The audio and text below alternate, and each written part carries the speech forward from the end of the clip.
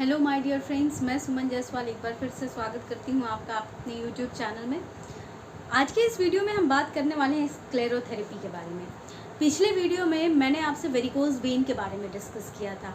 जिन्होंने मेरा वो पिछला वीडियो नहीं देखा है वो हमारे डिस्क्रिप्शन में लिंक मैंने शेयर कर दिया है। वेरिकोज वेन क्या होता है और स्क्लेरोथेरेपी उसमें एक ट्रीटमेंट में काम आती है, ये मैंने वहाँ पे ऑलरेडी डिस्कस कर लिया है।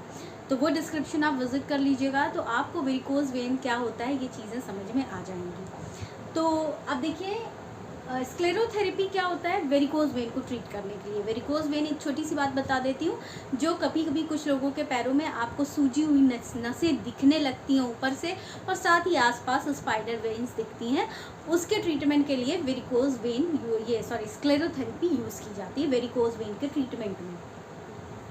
अब देखिए स्क्लेरोथेरेपी होती क्या है एक्चुअली में। देखिए स्क्लेरोथेरेपी में क्या होता है, जो सूजी हुई नस होती है यानी कि जो बल्ज हो जाती है, बड़ी हो जाती है, गांठ बन जाती है, आपको स्किन के ऊपर से, पैरों में स्किन के ऊपर से दिखने लगती है और साथ ही साथ आसपास में स्पाइडर वेन्स भी दिखती हैं उसमें। तो जो सूजी हुई नस रहती है उसके ट्रीटमेंट के लिए स्क्लेरोथेरेपी नाम की एक थेरेपी अपनाई जाती है, जिसमें क्या होता है इंजेक्शन के माध्यम से कुछ एक विशेष प्रकार का लिक्विड नसों में इंजेक्ट किया जाता है और इंजेक्शन देने के बाद वो नसें बंद हो जाती है, वो वेन्स ब्लॉक हो जाती हैं अपने आप ही और फिर धीरे धीरे स्क्लेरोथेरेपी से वेरिकोज वेन की समस्या में आराम मिलने लगता है। वो नसें जो हैं अपने आप ही नॉर्मल साइज में आना शुरू हो जाती हैं। ठीक है, तो अब देखिए स्क्लेरोथेरेपी में कुछ चीज़ें होती हैं कि इसको नहीं दिया जा सकता। पहले तो ये बात कर लेते हैं आपसे। देखिए जिन लोगों को डीप वेन थ्रोम्बोसिस की समस्या होती है, वेन्स में थ्रोम्बस पहले से है, उनको नहीं दिया जा सकता। साथ ही साथ प्रेग्नेंट महिलाओं को नहीं दिया जा सकता। और किसको, और साथ ही साथ एक बात और बता दूं, प्रेगनेंसी में नहीं दिया जा सकता और प्रेगनेंसी होने के बाद कम से कम 3-4 महीनों तक स्क्लेरोथेरेपी नहीं दी जा सकती है। फिर उसके बाद अगर ब्रेस्ट फीडिंग मदर्स हैं तो उनको भी स्क्लेरोथेरेपी नहीं दी जाती है। साथ ही साथ कुछ कंडीशन होती है जिसमें अगर ऐसा किया है, ऐसा चीज़ें हैं, तो आप अपने हेल्थ केयर प्रोवाइडर को ज़रूर बता दीजिए ताकि वो इस चीज़ को रोकने के लिए जो प्रॉपर मेजर है वो ले ले और आपको सलाह दे सकें। देखिए सबसे पहले एंटीबायोटिक्स नहीं लेनी है। एंटीबायोटिक्स किसी भी तरह की एंटीबायोटिक नहीं लेनी है, फिर चाहे वो टेट्रासाइक्लिन हो या फिर मिनोसाइक्लिन हो, ये आपको एंटीबायोटिक्स नहीं लेनी है, वरना आपकी जो स्क्लेरोथेरेपी की प्रोसीजर है वो सक्सेस नहीं होगी। और ये एंटीबायोटिक्स आपको स्क्लेरोथेरेपी की ना 10 दिन पहले से लेनी है ना 10 दिन बाद तक लेनी है। ठीक है, फिर उसके बाद एस्पिरिन और आइब्यूप्रोफीन की अगर हम बात करें तो एस्पिरिन और आइब्यूप्रोफीन जो है ये आपको नहीं लेना है और किसी भी तरह की एंटी इन्फ्लेमेटरी ड्रग नहीं लेनी है। स्क्लेरोथेरेपी अगर लेने वाले हैं तो डॉक्टर को ज़रूर बता दें कि अगर आप ऐसी जब दवाइयाँ ले रहे हैं तो डॉक्टर भी आपको सजेशन यही देंगे कि अभी आप इसको स्टॉप कीजिए, फिर उसके बाद ही स्क्लेरोथेरेपी होगी, क्योंकि ये सिम्टम को और वर्स कर सकते हैं, ब्लीडिंग और ज़्यादा हो सकती है, तो इस वजह से इसको नहीं लेना है। साथ ही साथ अगर प्रेडनिसोन ले रहे हैं तो प्रेडनिसोन ले रहे हैं तो स्क्लेरोथेरेपी इफेक्टिव ही नहीं होगी, तो इस वजह से भी प्रेडनिसोन को नहीं लेना है, अवॉइड करना है।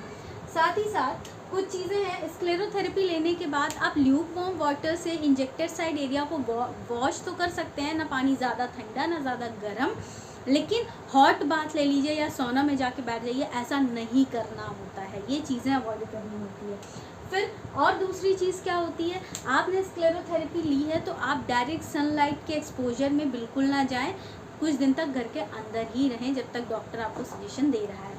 अच्छा, अब देखिए आगे बढ़ने से पहले बता दूं, अगर वीडियो अच्छा लगे तो लाइक कीजिएगा, चैनल पर नए हैं तो सब्सक्राइब करना बिल्कुल मत भूलिएगा। अच्छा, स्क्लेरोथेरेपी कुछ लोगों को होगा कि कितनी सिटिंग्स लगती हैं, क्या होता है। देखिए, अगर कंडीशन कितनी वर्ष है उस बात पे डिपेंड करता है। कुछ लोगों को 5 से लेकर के 30-35 सिटिंग्स तक लग जाती हैं, विजिट्स टू डॉक्टर लगता है, डिपेंड करता है कि कितने सिम्टम वर्ष हैं। अच्छा, अब इंजेक्शन साइड पे दर्द की अगर मैं बात करूँ तो अगर ज़्यादा वेन में अगर ज़्यादा वेरिकोज वेन ज़्यादा डीप हो चुकी है तो उस कंडीशन में 5 से 10 मिनट तक आपको जलन होगी इंजेक्शन साइट एरिया पे, लेकिन धीरे धीरे पेन में रिलीफ मिलना शुरू हो जाएगा और सिम्टम्स आपके सामने 2-3 महीने में ही, 1-2 महीने में ही सिम्टम्स सामने आने लगेंगे। वेरिकोज वेन अपने आप ही डिसअपियर होना शुरू हो जाएगी स्क्लेरोथेरेपी के बाद। फिर दूसरी मैं बात करूं, देखिए अगर कोई चीज़ का एडवांटेज भी तो होता है। देखिए, स्क्लेरोथेरेपी का पिछले एक वीडियो में मैंने आपसे डिस्कस किया था कि सर्जरी से भी वेन को हटा सकते हैं, ब्लॉक कर सकते हैं, वहाँ पे टाइप कर सकते हैं। लेकिन इसका एडवांटेज ये है कि सबसे पहली बात तो इसमें सर्जरी की रिक्वायरमेंट नहीं है, किसी तरह का एनेस्थेशिया नहीं देना है। दूसरी बात ये भी है कि ये बहुत इफ़ेक्टिव प्रोसीजर भी होता है। ठीक है, अब देखिए, अब मैं अगली बात अगर आपसे करती हूँ तो डिसएडवांटेज भी है इस थेरेपी का। इस डिसएडवांटेज क्या है कि अगर कोई वेन बहुत बड़ी सी थी और वहाँ पर ऐसी समस्या थी, वहाँ पे इंजेक्शन साइड पे ये स्क्लेरोथेरेपी अप्लाई की गई, तो वहाँ पे क्या हो सकता है, जो बड़ी सी वेन्स होती हैं ना, वो कुछ समय तक लंपी लगेंगी। लंप का फॉर्मेशन, गुच्छे का फॉर्मेशन हो गया ऐसा लगेगा, लेकिन वो धीरे धीरे अपने आप ही डिसअपियर हो जाएगा।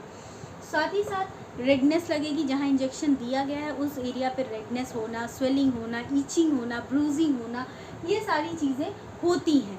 और इंजेक्शन देने के बाद उस एरिया पे छोटे छोटे ब्लड वेसल्स स्किन में आपको बाहर से दिखने लगेंगे, जो कुछ समय के बाद ही अपने आप ही डिसअपियर हो जाते हैं।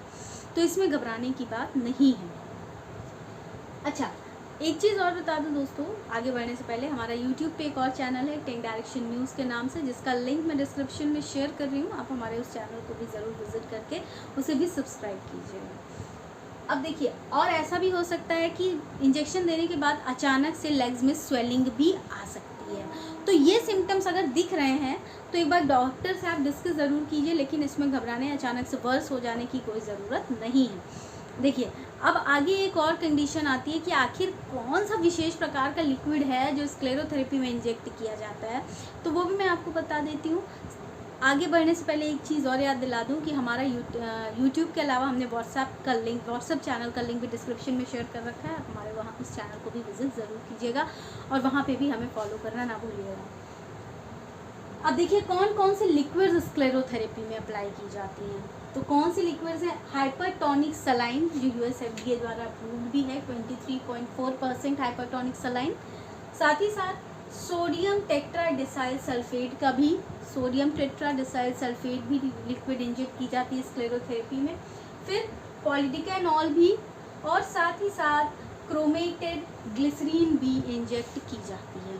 तो ये कुछ लिक्विड्स के नाम हैं जो मैंने आपको बता दिए कि यही चीज़ें हैं जो स्क्लेरोथेरेपी में पेशेंट के पैरों में इंजेक्ट की जाती है, या जहाँ पे वेरिकोज वेन होता है उस वेन में इंजेक्ट की जाती है।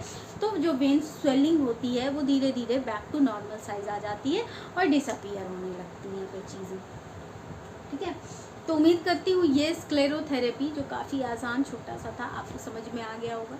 वीडियो से रिलेटेड कोई सुझाव, कोई सजेशन, कमेंट सेक्शन ओपन है, आप वहाँ पर सुझाव दे सकते हैं। और अगर आप चाहते हैं कोई विशेष डिस्कशन या इस चैनल पर, तो वो भी आप अपना सुझाव दीजिएगा, मैं ज़रूर उसे डिस्कस करूँगी। अब मिलते हैं अगली वीडियो में, अगले लेक्चर पे अगली चीज़ों को डिस्कस करेंगे। तब तक के लिए थैंक यू वेरी मच।